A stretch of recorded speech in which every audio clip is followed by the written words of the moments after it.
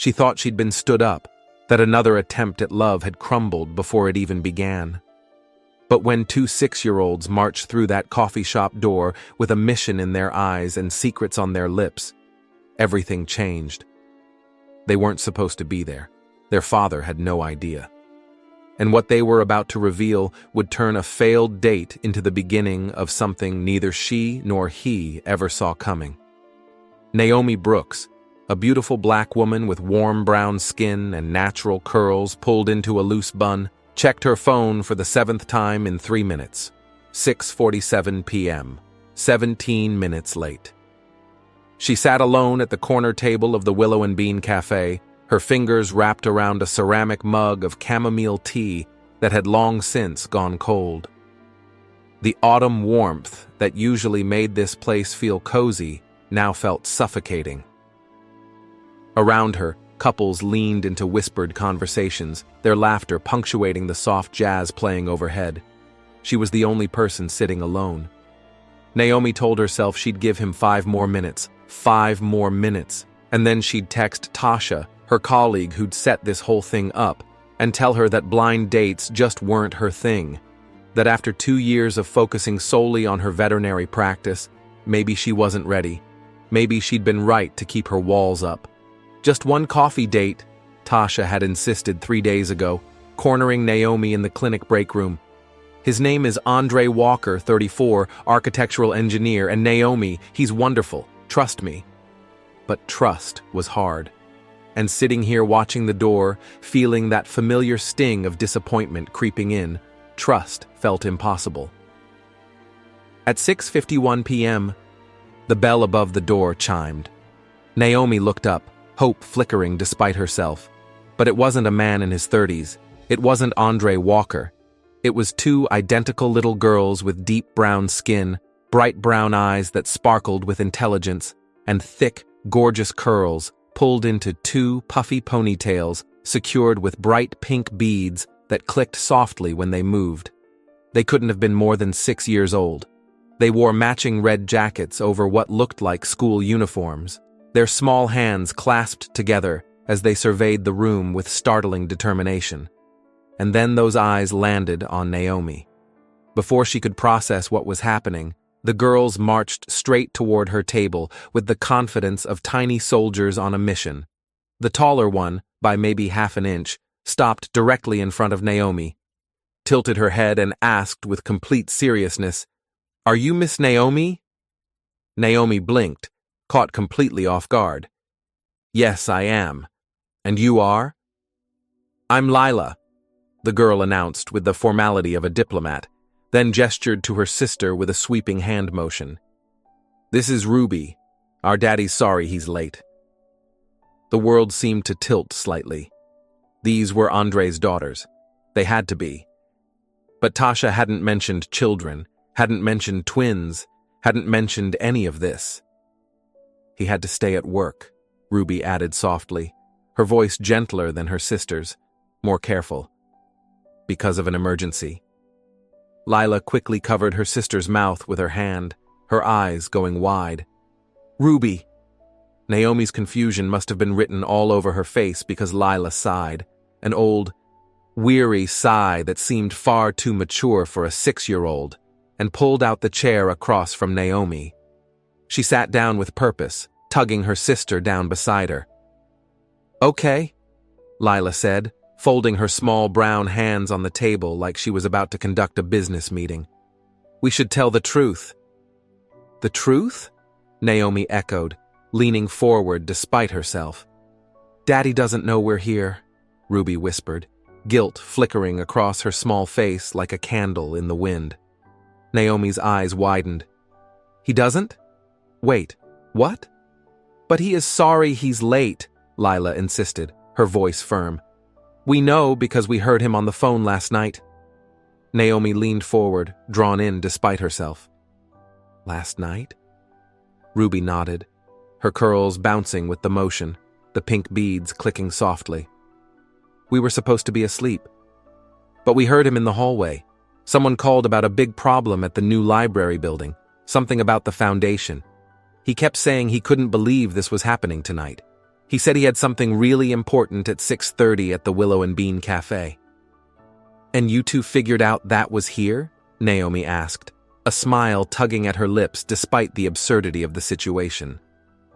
We are very smart, Lila said matter-of-factly, straightening her shoulders with pride. We remembered the name because Daddy wrote it on the calendar in the kitchen. He circled it 3 times and drew a smiley face next to it. Something warm flickered in Naomi's chest. A smiley face. This man she'd never met had been excited enough to draw a smiley face. He was so excited, Ruby continued, her voice dropping to barely above a whisper. Like she was sharing a precious secret. He ironed his shirt yesterday. Daddy never irons. He says ironing is for people with too much time on their hands.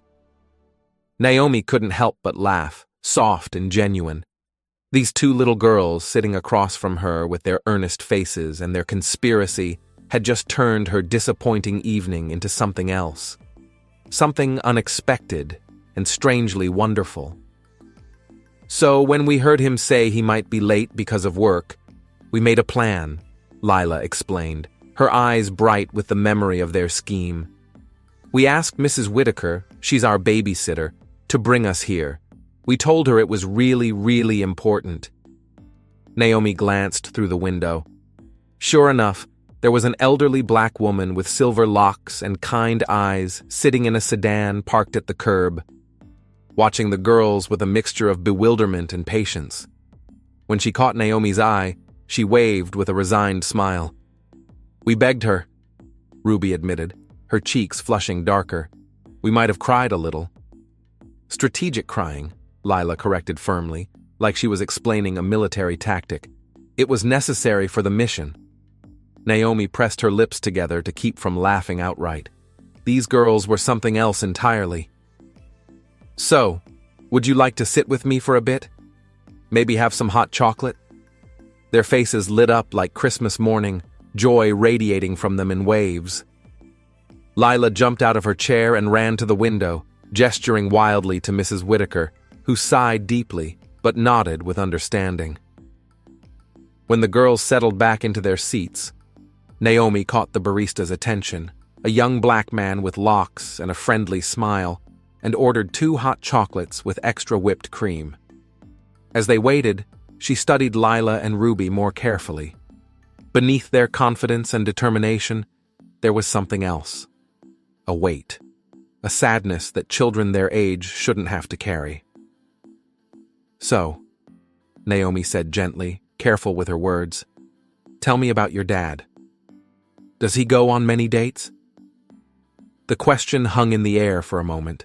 The twins exchanged a glance, some silent communication passing between them in that way only twins could manage, and then Lila shook her head slowly. Never, she said quietly, all the bravado gone from her voice. You're the first one since Mommy went to heaven. The coffee shop noise, the hiss of the espresso machine, the chatter of other customers, the clinking of cups, all of it seemed to fade into the background. Naomi felt her heart clench, her breath catching slightly in her throat. When did that happen? She asked, her voice soft as silk. 2 years ago, Ruby said, her small hands fidgeting with the edge of her jacket. Right after we started pre-K, she got really sick really fast. The doctor said it was something with her brain. An aneurysm. The word appeared in Naomi's mind, clinical and cold, but she didn't say it out loud. Instead, she reached across the table and gently squeezed Ruby's hand, feeling the small fingers curl around hers. I'm so sorry, Naomi whispered. Daddy took care of us all by himself, Lila said, and there was fierce pride in her voice now, the kind that comes from witnessing true strength. He learned how to braid hair from YouTube videos. YouTube videos? Naomi asked, charmed by the image. He watched them every night for a week, Ruby said, a small smile breaking through her sadness like sunshine through clouds. He messed up a lot at first. My braids were all lumpy and kept falling out. But he kept trying, Lila added quickly. even when we said it was okay that we could just wear ponytails. He said Mommy would want us to have pretty hair, so he was going to learn. And now he's really good. The hot chocolates arrived, topped with mountains of whipped cream that threatened to spill over the edges. The girls carefully lifted their mugs, trying to sip without getting cream on their noses. They failed spectacularly, and soon both had white mustaches that made them look like tiny, serious old men. Naomi laughed, and the sound felt good, genuine, and light, like something loosening in her chest. He makes the best grilled cheese sandwiches too, Ruby said, licking whipped cream from her upper lip. With 3 kinds of cheese. He says the secret is low heat and patience. And he sings to us every night, Lila continued, her voice softer now, more vulnerable. Mommy's favorite songs.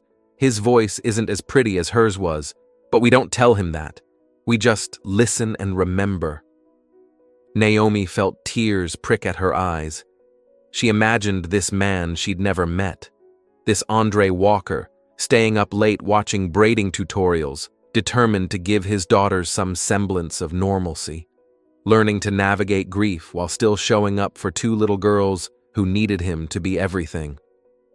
Daddy was really nervous about tonight, Ruby confided conspiratorially, leaning closer. He tried on 4 different shirts. We watched from the hallway. 4? Naomi asked, completely charmed. And he practiced what to say in the mirror, Lila added. We weren't supposed to be watching, but we peeked through his bedroom door. It was cracked open just a little bit. What did he practice saying? Naomi asked, genuinely curious now. Lila straightened up and deepened her voice in an attempt to sound like her father. Hi, I'm Andre. Nice to meet you. She shook her head dramatically. Then he tried, Hello, Naomi. Then again, Hi, Naomi. I'm Andre Walker. She paused for effect. He finally just said a bad word and decided to just be himself. Naomi laughed, really laughed, and it felt like something inside her chest was loosening, opening up after being closed for so long. He really wanted to be here, Lila said, her tone serious again, older than her years. Daddy doesn't break promises, like, ever. That's why we knew the work thing must be really, really important. He designs buildings to keep people safe. If something's wrong with the foundation, the whole building could fall down, Ruby explained earnestly. He always says safety is his response. No, wait. Responsibility. Safety is his responsibility. Naomi was beginning to understand. These 2 little girls sitting across from her weren't just adorable conspirators. They were protectors. They were watching out for their father the same way he'd been watching out for them. They were a team, a unit forged in grief and love. You 2 must be very proud of him, Naomi said softly. Both girls nodded in perfect unison, a mirror image of agreement. He's the best daddy, they said together, their voices overlapping in harmony.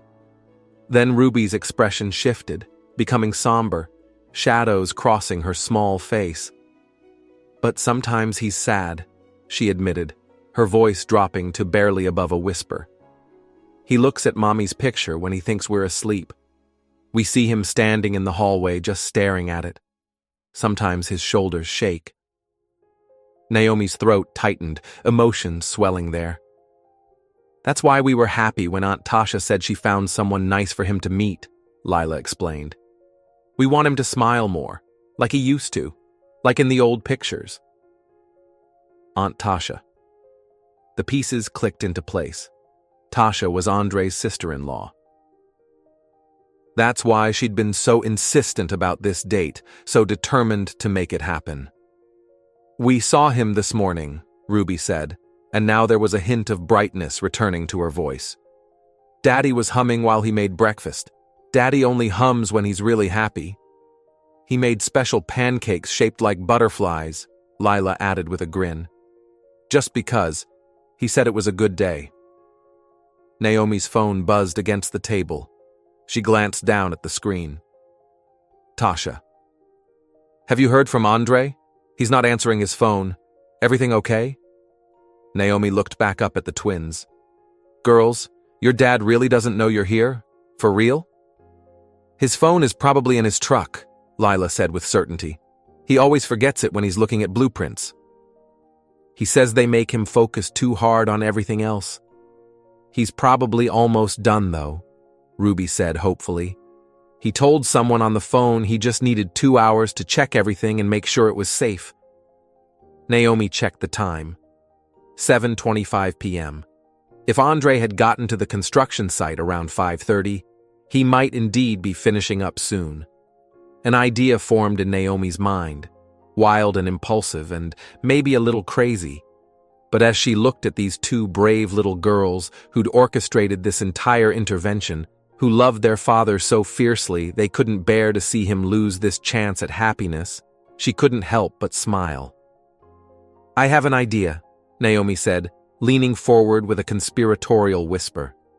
What if we brought dinner to your daddy? If he's been working hard, he's probably hungry. The transformation was instantaneous. Lila and Ruby's faces lit up like they'd just been told Christmas was coming early, like every wish they'd ever made was coming true at once. Really? They gasped in perfect unison, their voices rising with excitement. Really? Naomi confirmed. What's his favorite food? Chinese food, Lila exclaimed, bouncing in her seat with such enthusiasm she nearly knocked over her hot chocolate. From the Jade Lantern Bistro on 3rd Street, he loves their orange chicken. But he always orders sweet and sour pork too, Ruby added quickly. And fried rice. Lots and lots of fried rice. And spring rolls, the crispy ones, not the soft ones. Naomi pulled out her phone and quickly searched for the restaurant. Then let's order all of that. And maybe some extra for the other people working with him. As Naomi placed the order, the girls continued talking, their words tumbling over each other in their excitement. They told her about how their father had learned to sew just to fix their favorite stuffed animals when they got torn. How he never missed a school play or a parent-teacher conference, even if it meant leaving work early and making up the hours late at night. How he built them a treehouse last summer, a project that took him 3 months of weekends, working until his hands were calloused and sore. The treehouse has a secret password, Ruby whispered, leaning close like she was sharing state secrets. It's Mommy's Angels, because that's what she used to call us. Daddy says we have her eyes, Lila said softly, touching her own face. And her smile. And her laugh. She was a music teacher, Ruby explained, her voice filled with pride. She taught little kids to love singing. That's why Daddy sings to us every night. He's trying to keep her music alive in the house. Naomi had to blink back tears. She'd come to this coffee shop expecting a simple blind date. Maybe an awkward hour of small talk. Maybe a polite goodbye and a white lie about calling later. Instead, she was sitting with two extraordinary little girls who were teaching her about love, about resilience, about showing up even when life breaks your heart into pieces. 20 minutes later, they were in Mrs. Whitaker's sedan, bags of fragrant Chinese food piled on their laps, heading toward the construction site on the edge of town. The elderly babysitter had been filled in on the plan and seemed torn between admiration for the girls' romantic scheming and concern about Andre's reaction. That man is going to have a heart attack when he sees you all, Mrs. Whitaker said with a chuckle, her silver locks swaying as she shook her head. But those girls have good instincts, always have. The construction site loomed ahead, a skeletal structure that would become the new public library, lit by temporary floodlights that cast long, dramatic shadows across the lot. It looked like the setting of a movie, all angles and light and possibility. They found Andre in a temporary office trailer, rolling up blueprints while talking to two other workers, both black men in hard hats and work boots, their faces tired from a long day. Even from outside, Naomi could see the exhaustion in Andre's posture, the tension in his broad shoulders. His sleeves were rolled up to his elbows, revealing strong forearms marked with a few old scars. His dark skin glistened slightly with sweat under the harsh trailer lights. His short fade was neat, despite the long day, and there were what looked like smudges of dirt on his navy blue button-down shirt, the shirt he'd chosen so carefully. He was clearly wrapping up, putting papers into folders with the focused efficiency of someone who just solved a critical problem and could finally breathe again. Lila knocked on the trailer door. 3 quick, confident raps that echoed in the quiet evening. Andre looked up, his pen still in his hand. His eyes, deep brown and expressive, framed by long lashes, landed on his daughter's first. And his expression cycled through confusion, shock, and dawning horror in the space of about 2 seconds. Then his gaze shifted to Naomi standing behind them, and he froze completely, his whole body going still. "Lila, Ruby, what are you... How did you..." He stopped mid-sentence, his eyes still locked on Naomi. "You're Naomi," he said, and it wasn't a question. His voice was deep, rich, with a slight rasp to it. "You're here, with my daughters." "Surprise!" Lila announced, throwing her arms up triumphantly like a game show host. "We brought dinner." "We didn't want Miss Naomi to think you forgot about her," Ruby added, her voice earnest and sweet. Andre's co-workers, clearly sensing the delicate nature of the situation, quickly grabbed some of the takeout bags with knowing grins. "We'll just, take these and go eat outside," one of them said, winking at Andre. "Good luck, boss. You're gonna need it." They disappeared into the night, leaving Andre alone with Naomi and the twins in the small trailer. For a moment, no one spoke. Andre just stared, his mouth slightly open, clearly trying to process how his 2 6-year-old daughters had somehow tracked down his blind date and brought her to a construction site 20 minutes outside of town. "Mrs. Whitaker brought us," Lila offered helpfully, sensing her father's next question. "We asked very nicely." "We heard you on the phone last night," Ruby confessed, her voice small now, worried about being in trouble. "About the emergency. And we saw how excited you were about tonight," Lila continued, rushing to explain. "You drew a smiley face on the calendar." "You never draw smiley faces." Andre's handsome face flushed darker. "You saw that?" "We see everything," Lila said matter-of-factly. Andre ran a hand over his face, his fingers trembling slightly, and Naomi watched the gesture, noting how his eyes kept darting between her and his daughters, like he couldn't quite believe any of this was real. "I am so sorry," he said finally, looking directly at Naomi. His voice was deep, genuine, full of embarrassment and something else she couldn't quite name. "This isn't... I was just finishing up. I thought I could make it work. Get there just a little late, maybe text you an apology. I had no idea they would..." "Rescue your date?" Naomi offered, a smile playing at her lips. "We didn't rescue it," Lila protested indignantly. "We saved it. There's a difference." "The date was getting away," Ruby explained with utmost seriousness. Despite his obvious embarrassment, Andre laughed, a real, genuine laugh that transformed his entire face. The exhaustion melted away, replaced by something warmer, lighter.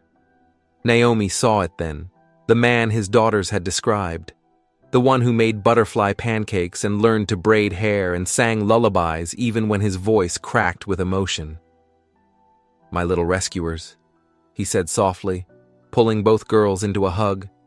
They wrapped their arms around his waist, and for a moment the 3 of them were their own complete unit, a family.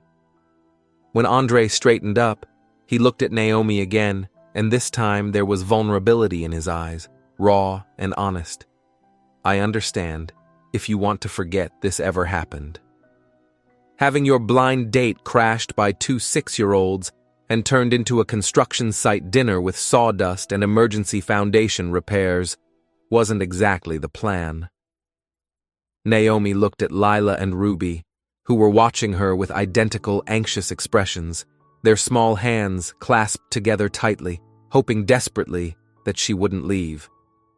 She thought about the past hour, about hot chocolate and whipped cream mustaches, about stories of YouTube braiding tutorials, and 3 grilled cheese sandwiches, and a man who circled a date on his calendar with a smiley face because he was allowing himself to hope again after 2 years of grief. "Actually," Naomi said, meeting Andre's eyes directly, "your daughters are extraordinary." "They get that from their mother," Andre said automatically, then caught himself. His expression faltered, fear flashing across his face. "I mean, I didn't mean to—" "It's okay," Naomi said gently. "They told me about her. She must have been wonderful." Something shifted in Andre's face. The defensiveness, the fear of judgment, the expectation of discomfort. It all softened. "She was," he said simply. She would have laughed so hard about this, the girls staging a romantic intervention. "Daddy," Ruby tugged on his sleeve, "the orange chicken's getting cold." "And Miss Naomi probably hasn't eaten either," Lila pointed out pragmatically. Andre looked down at the bags of food, then back at Naomi. Would you like to have dinner here?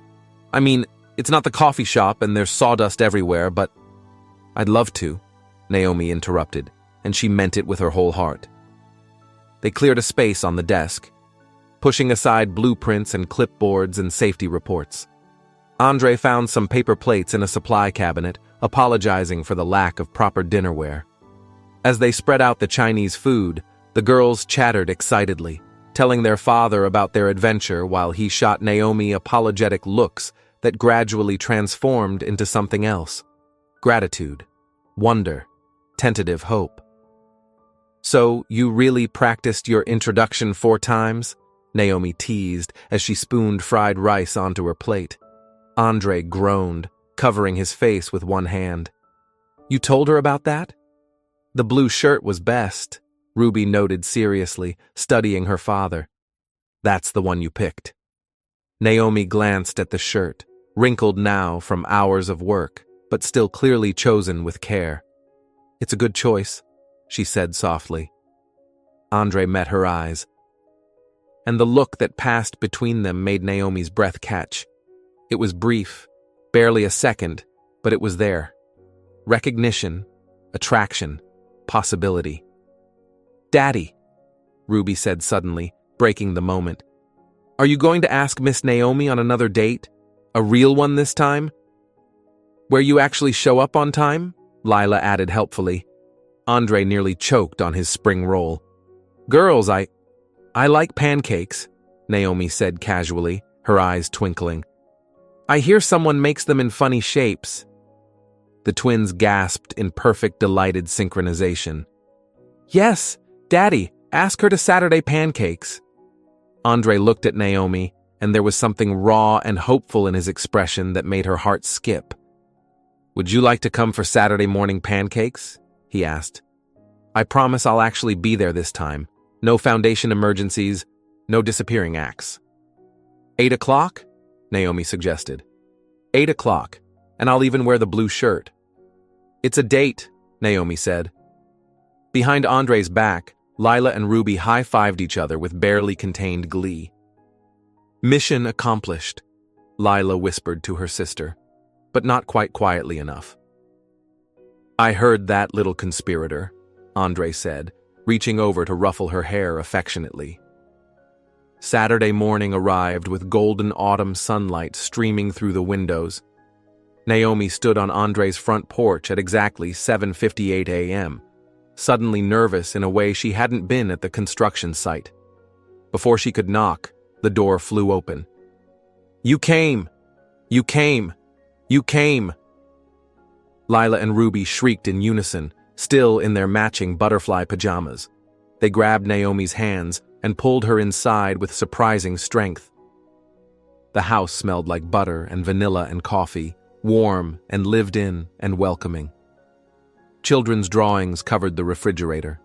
A basket of clean laundry sat on the couch, half folded. And there in the kitchen was Andre.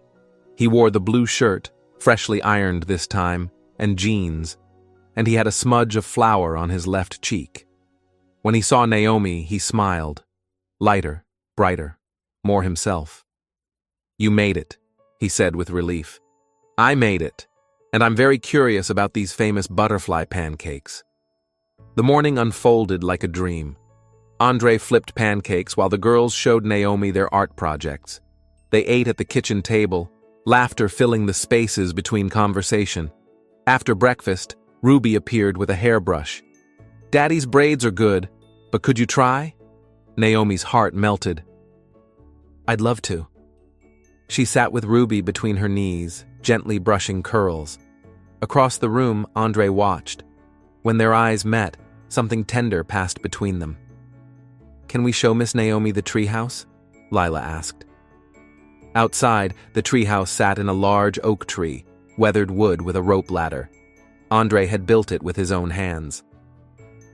You have to know the password, Ruby whispered. The twins looked at each other, then Ruby leaned close. Mommy's angels. Inside, cushions lined the floor. Drawings covered the walls. In one corner sat a framed photo of a beautiful black woman with warm brown skin and a radiant smile. That's Mommy, Lila said. She was beautiful, Naomi whispered. Daddy built this the summer after she died, Ruby said. He worked on it every weekend. I needed to build something permanent, Andre said quietly. Later, Andre and Naomi sat on the porch steps with coffee. I haven't done this in a long time, Andre said. Let someone in.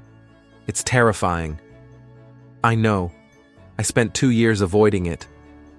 Naomi, I need to be honest. I come with complications. 2 of them. They're my whole world. I wouldn't want it any other way, Naomi said. Andre, your daughters didn't scare me off. They're the reason I'm here. And the way you love them, the way you show up every day, that's the most attractive thing I've ever seen. Andre's eyes glistened. I haven't felt this way in a long time. I didn't think I could again. And it's scary because last time I loved someone this much, I lost her. Naomi took his hand. I'm scared too, but being scared means it matters. Means it's real. Yeah, Andre said. It does. 6 months passed. Naomi attended school plays, brought coffee to construction sites, went to pumpkin patches. She helped with Halloween costumes, butterfly wings made of wire hangers and tissue paper. Their mother would have loved this, Andre said quietly. She would have loved you. Their first kiss happened on a snowy December evening. Andre walked Naomi to the door. I don't want you to go, he said. I don't want to go either. He reached up, tucking hair behind her ear. Can I? She kissed him before he could finish. It was soft, then deepened into something sure and certain. When they pulled apart, Andre pressed his forehead to hers. I'm falling in love with you. I'm already there, Naomi whispered. Upstairs, 2 little girls peeked through the banister with wide smiles. Daddy's happy again, Ruby whispered. We did good, Lila confirmed. 6 months later, Andre stood at the same coffee shop with a velvet box. The girls were with Mrs. Whitaker, waiting. When Naomi arrived, she looked confused. I thought we were meeting at the restaurant. Come sit. I wanted to bring you here, to where it all started. 6 months ago, I was supposed to meet you here, Andre continued. I was 17 minutes late. I thought I'd ruined everything, but 2 little girls had other plans. Naomi's eyes glistened. They brought me back to life, but you gave me permission to live again. He pulled out the box. You walked into our lives when we needed you most. Naomi Brooks, will you marry me? Naomi nodded. Yes, 1,000 times yes. The bell chimed. We knew it! Lila and Ruby burst through the entrance. The girls crashed into them. We picked the ring, Ruby announced. I love it. I love you both so much, Naomi said. Andre wrapped his arms around all 3. They became what they were meant to be, a family. 1 year later, Naomi stood in a white dress in the backyard. Lila and Ruby walked down the aisle in butterfly dresses, carrying a white rose for the empty chair, for the mother whose love had shaped these daughters. I came looking for a date, Naomi said. I found 2 matchmakers. They taught me that love doesn't always arrive on time. Sometimes it's 17 minutes late. Thank you for choosing me. You gave me permission to love again, Andre said. I love you forever. When they kissed, Lila and Ruby cheered. Naomi stood near the treehouse and whispered, Thank you for raising such beautiful souls. I'll take care of them. Andre's arms wrapped around her. She would have loved you. They watched Lila and Ruby play, their butterfly wings catching the light. Sometimes love doesn't arrive on time. Sometimes it's 17 minutes late, carried by 2 girls who refuse to let it slip away. Sometimes you walk into a coffee shop and walk out with a family. That's the thing about second chances. When you're brave enough to say yes, that's when the real story begins.